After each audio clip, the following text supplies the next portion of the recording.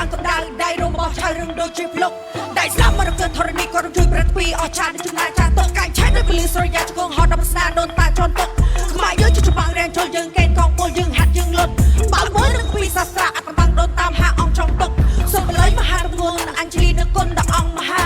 ដែនដីអាចកំបាបុកខ្មាំងតែឆ្លប់ប្រហាយើងមើលអ្នកលួចចម្លងខំប្រាប់អ្នកផងថាខ្លួនអស់ចាលុបបាក់សំដៅដើមកែងបាយជាចោមយកឈាមមកចាអក្រា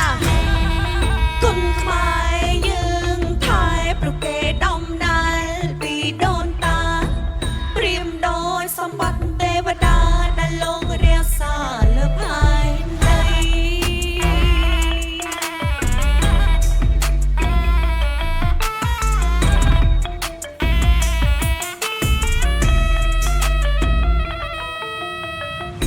បុរាណតែងជឿទៅលើកម្លាំងដល់អានកំបាំងមួយតែងរំលែងមិនដូចមិនពិតកូនគិតយ៉ាងមិនបែងចែងដូចមិនដេញទៅកូនកំណត់បានអើយកូនយល់វិជា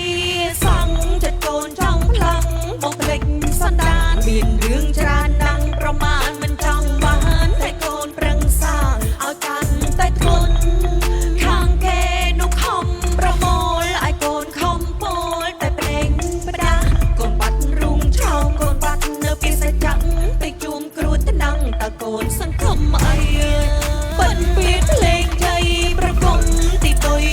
យំសដល់បណ្ដោយជួយ